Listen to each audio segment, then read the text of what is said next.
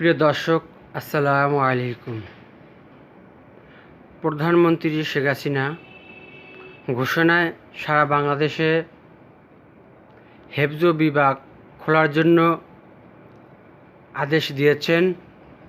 সেই ক্ষেত্রে চরমনাই জামিয়া রশিদিয়া হাসানাবাদ কওমিয়া মাদ্রাসার প্রস্তুতি নিয়ে আমাদের সামনে কথা বলবেন চরমনাই জামিয়ার সম্মানিত ওস্তাদ হযরত মাওলানা মুফতি মাসুম বিল্লাহ সাহেব। আলহামদুলিল্লাহ, আল্লাহ পাকের শুকর যে দীর্ঘদিন বন্ধ থাকার পরে আমাদের সারা বাংলাদেশের হেফজখানাগুলো আবার নতুন করে চালু হতে যাচ্ছে। প্রধানমন্ত্রীর নির্দেশনা অনুযায়ী আমাদের মাদ্রাসার কর্তৃপক্ষ, বিশেষ করে মাদ্রাসার নাজেমে তালিমাত সহ আমরা ওস্তাদগণ আজকে চরমনাই জামিয়া রশিদিয়া আহসানাবাদের রইস পীর সাহেব হুজুর চরমনাইয়ের সাথে সকালবেলা আমরা সাক্ষাৎ করি। হুজুর প্রধানমন্ত্রীর নির্দেশনা অনুযায়ী আমাদের হেফজ বিভাগগুলো চালু করার নির্দেশ দিয়েছেন।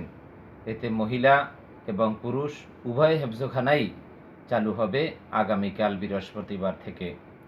এজন্য আমরা হেফজখানার সাথে সংশ্লিষ্ট সকল অভিভাবক, ছাত্রবৃন্দ, ছাত্রীবৃন্দ এবং শিক্ষকদেরকে আগামীকালকের মধ্যে চরমনাই জামিয়া রশিদিয়া আহসানাবাদ হেফজখানায় উপস্থিত হওয়ার জন্য বিশেষভাবে অনুরোধ জানাচ্ছি।